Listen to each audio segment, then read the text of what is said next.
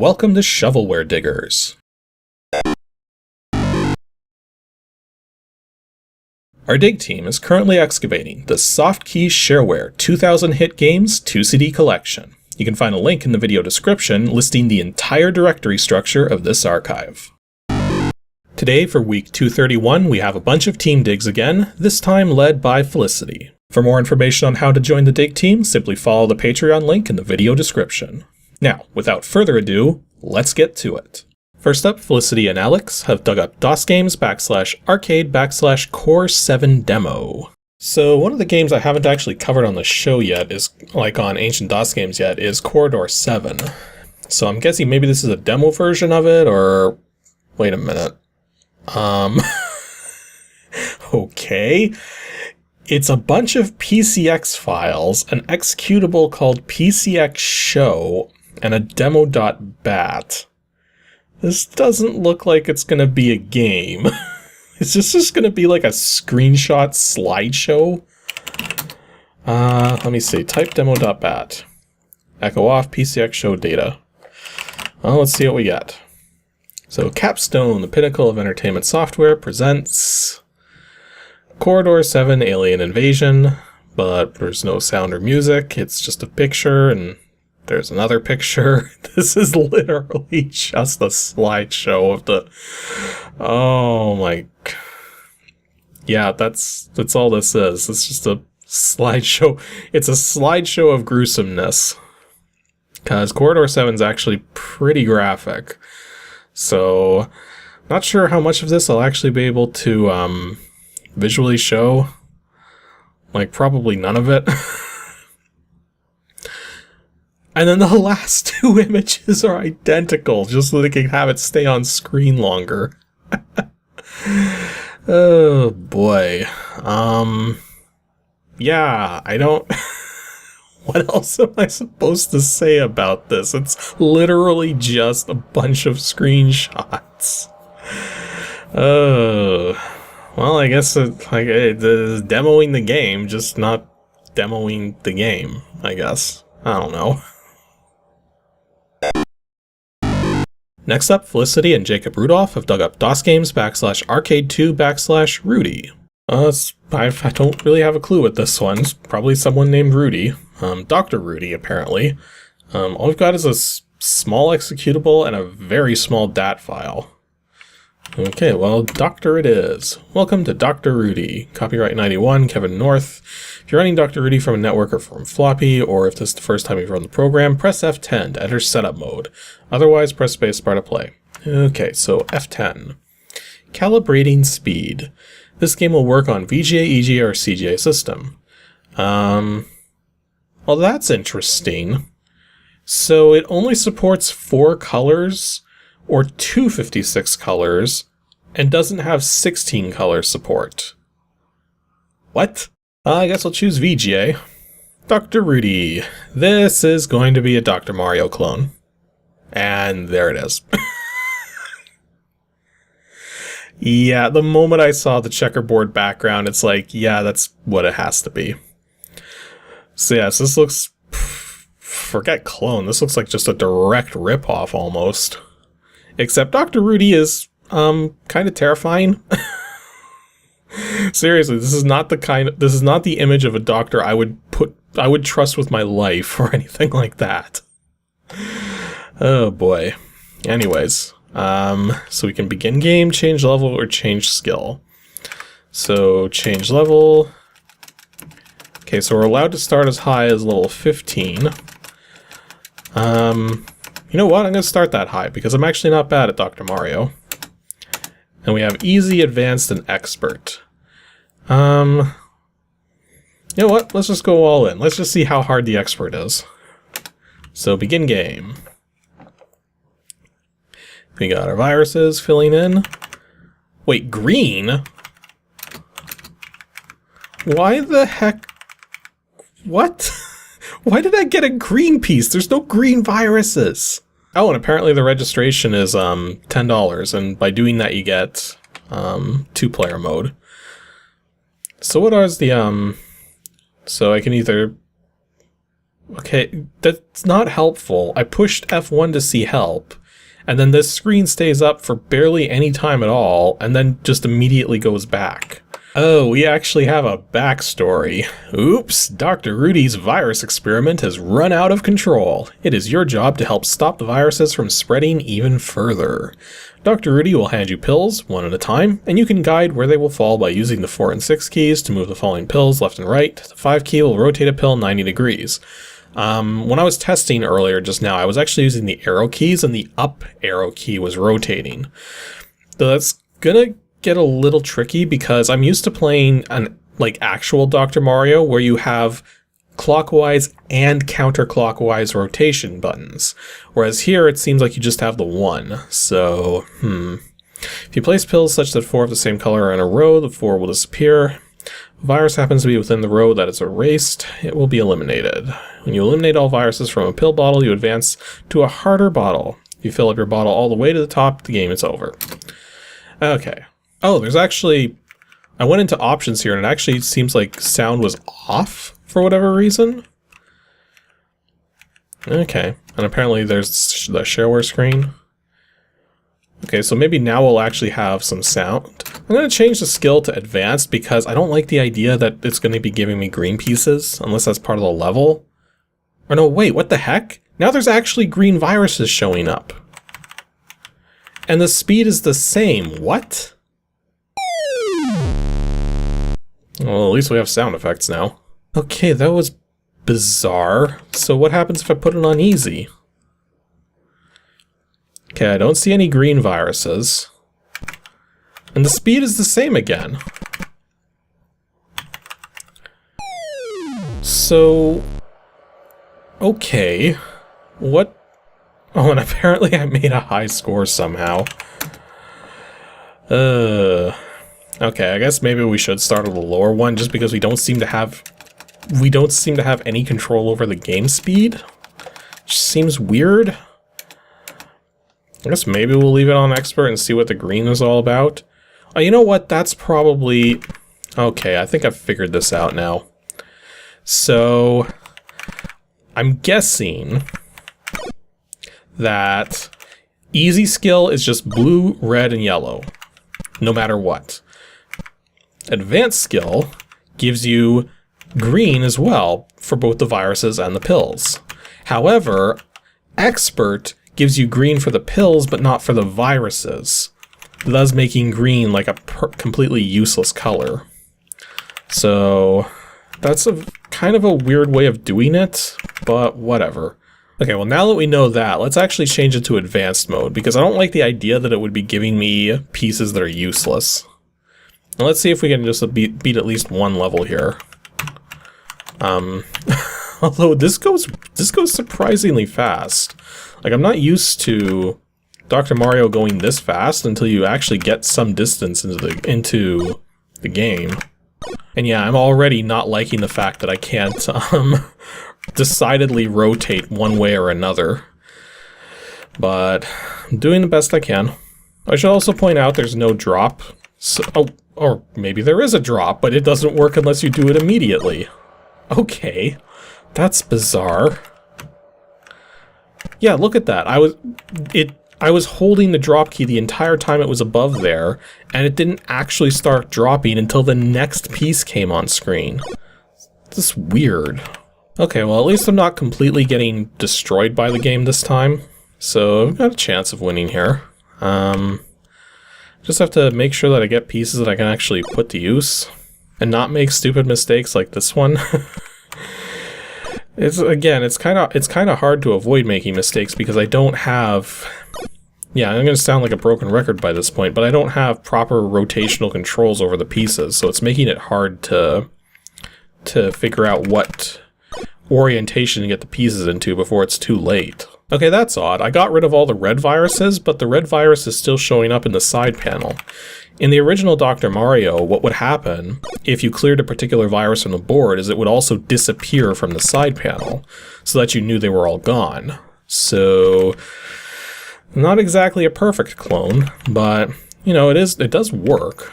Like, the graphics are okay, like, except for the fact that the guy's face is terrifying, but Okay, almost done. Just got to get this one blue virus here. Well, actually, let's get these two down here first, because this way I just need one blue piece. Doesn't even have to be a fully blue piece, just a blue part of a piece, and I've got this.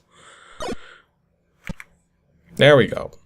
So, get this one in. And there we go. We actually beat a level. And already we're starting the next one, which, you know, it's normal, but it was so much higher to the top of the screen this time. Whatever. That was Dr. Rudy. I have no idea what the plus and asterisk on the high score table means, but yeah, it's a pretty basic Dr. Mario clone. Like, it looks the part for the most part. And the gameplay is not terrible, but I wouldn't call it great. Like, the controls are responsive. Like, that's important. For any kind of game like action puzzle game like this, you absolutely need to have responsive controls.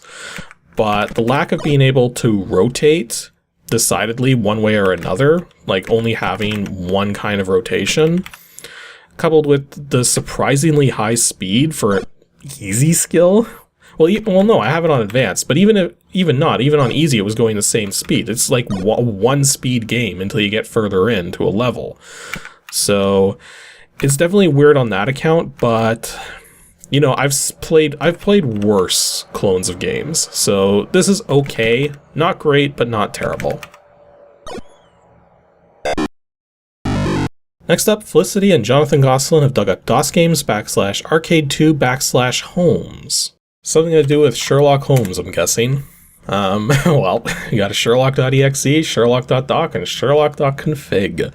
So it's probably a good guess. We also have a file ID.diz. So type file ID.diz.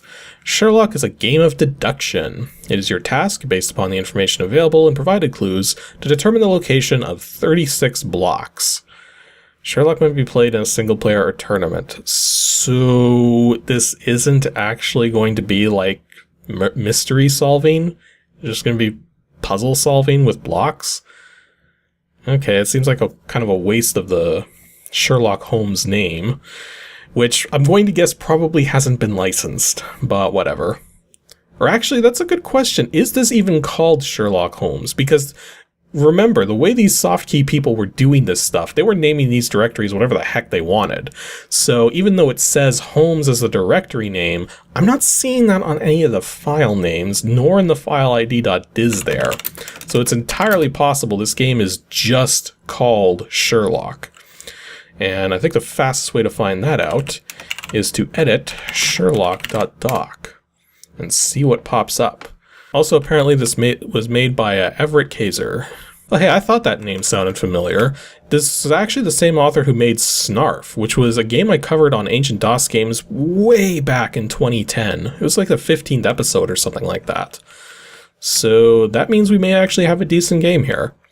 And apparently this had a registration fee, I could speak, of $15. So not terrible. Let's just see how it plays. Sherlock. Okay, we got some EGA graphics going on in high res, 640 by 350. So it says that it's Shareware, register 15. When you have eliminated the impossible, whatever remains, however improbable, must be the truth. One of the famous Sherlock Holmes quotes. So let's see here. So we can have sound on, we got help, background pattern. Okay, so you can actually choose what the background looks like. That's kind of neat. Or even edit it entirely. No time limit, puzzle number, single player. And what's the help say? Sherlock game of deduction. Okay, we already knew that. So every puzzle can be solved by using the clues to eliminate possibilities until the location of a specific block can be determined. So click on the play menu, the next puzzle is generated. The game screen is composed of 5 major areas. The first is the information block, which contains the name of the current player, how much time has elapsed, and the number of the current puzzle. Okay, so reading through the rules here, this seems like it's going to be like a cross between Mastermind and Guess Who.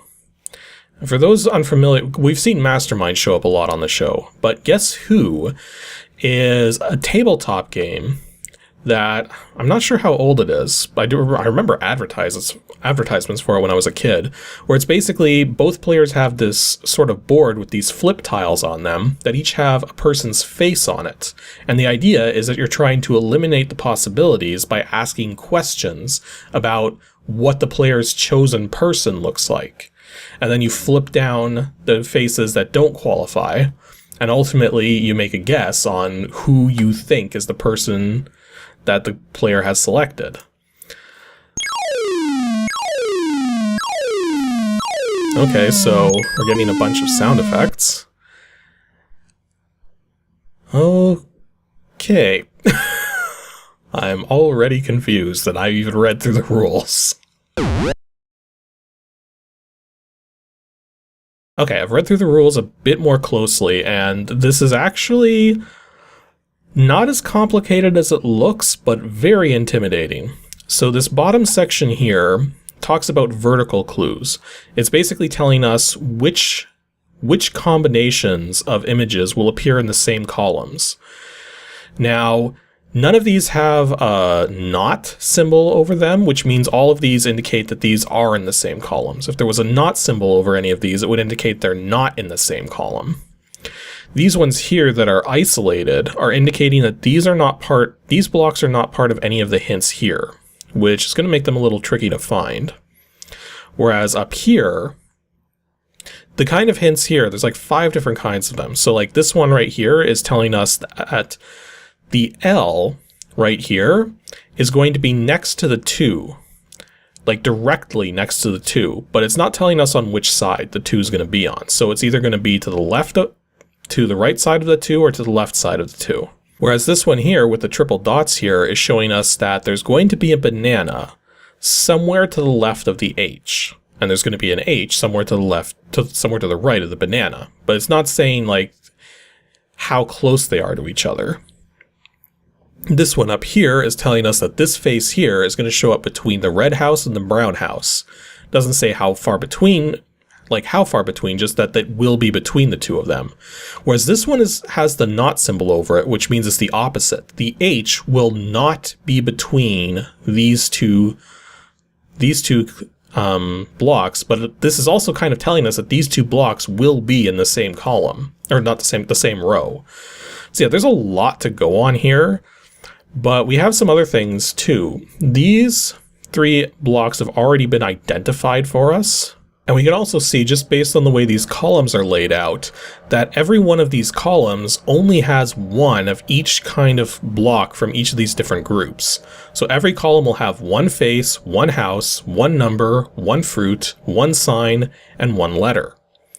So let's see if we can actually figure this out. I've already spent a lot of time just learning what we're even doing here.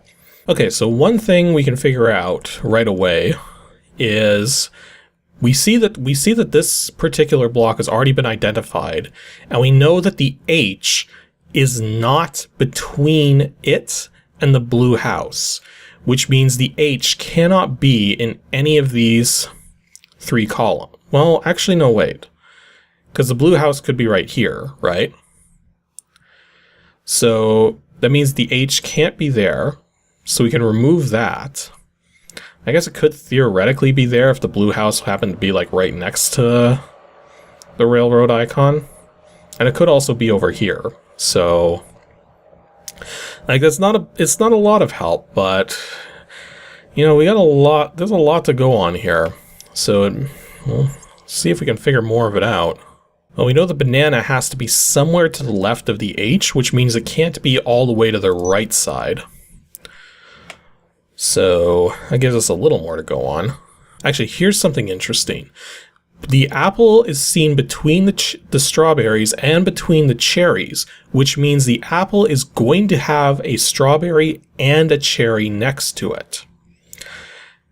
So that immediately gives us a lot of good information to go on. The trick is we need to kind of cancel out or confirm where a strawberry, cherry, or the apple is to be able to deduce the rest of that. Okay, so one thing that's kind of helping is that these between things kind of give us a good indication that these symbols in the middle can't possibly be on the edges because they have to be between two other things. So that's narrowed down the faces a little bit. And I've also got a few other things narrowed down, but we'll see. The other thing too, it's also kind of similar with these, how the 3 has to be the left of the dead end, which means it can't be on this side, and the dead end has to be to the right of the 3, which means it can't be on this side. And here's another good piece of info now. Because we were able to eliminate the 3 from this side, and we know that the 3 and this particular face have to be in the same column, this face can't be here. So we're actually down to just 2 faces for this column here now. The only trick is that we don't have a clue that has anything to do with this face. Now we do have a clue that has to do with this face, but it simply tells us that the H sign needs to be next to it. But that actually may be pertinent because this face has to be next to the H sign, but the H sign can't be here, which means it can't be this face. So that's the one that has to be in that column.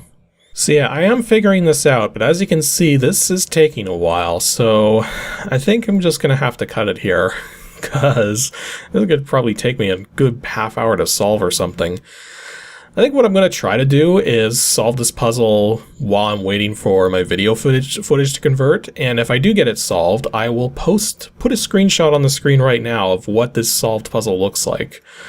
But otherwise, like, this is an interesting game. It's definitely difficult, but also not insanely difficult. Like, once you understand how these clues relate, like what information is actually being given by these clues, it does make it possible to start chipping away at this.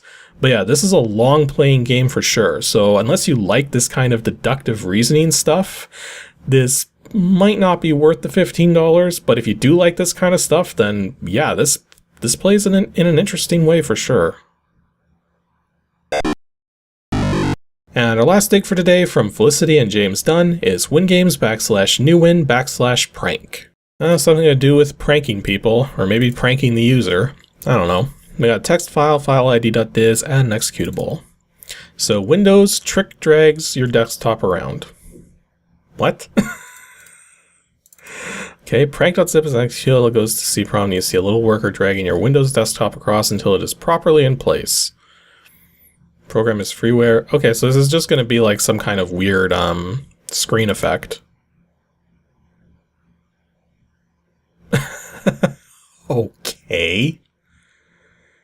Is that seriously it? All it does is show a guy dragging Windows over top of a DOS prompt. And you can't do anything while it's doing this. Yeah, it actually buffered my clicks, which is why I changed the folder there.